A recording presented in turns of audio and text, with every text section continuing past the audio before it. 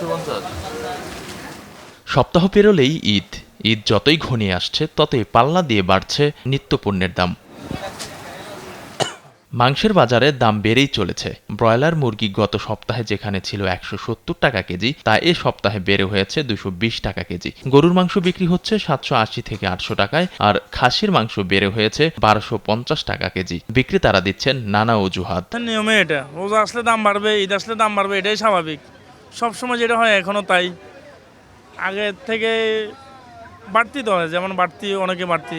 রোজার আগেও বেশি আমরা 160, 70, 150, ককা ছিল 280, 300 এরকমের মধ্যে। কেজিতে বেড়ে গেছে 50 টাকা, 40 টাকা। বেড়ে চলেছে নিত্য প্রয়োজনীয় পণ্যের দামও। চাল, ডাল, চিনি ও বিভিন্ন ধরনের মশলার দাম বেড়েছে। সাধারণ চালের তুলনায় পোলাও চালের দাম বেশি হওয়ায় ঈদের কেনাকাটায় বাড়তি খরচ গুনতে হচ্ছে ক্রেতাদের। গতবার থেকে এবার তো দাম বাড়তি।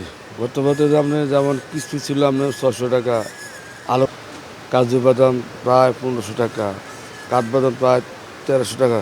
আর কিছু মশলার দাম বাড়ছে, পোলাও চালটা বাড়ছে, আর আপনার গরম মশলা বাড়ছে, কিশমিশ এগুলি বাড়ছে। তেল আগের দামে আছে, মাঝে দিয়ে দেখা যায় এটা বাড়ার কারণে অন্যান্য চালও বাড়তি, মিনিকেট বাড়তি, আটাইশ বাড়তি, নাজিরশাল বাড়তি, ইম্পোর্টের কারণে এখন আবার আরেকটা প্রভাব পড়তেছে।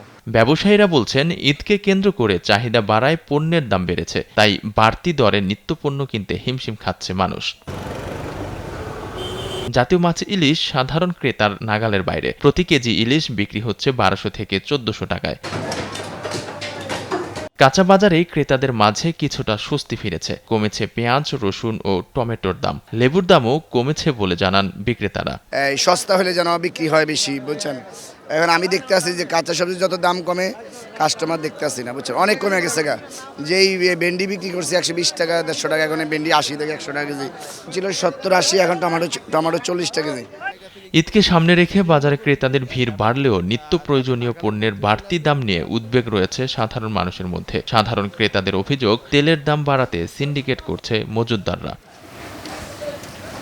আলভি রায়হান, দেশ টিভি, ঢাকা।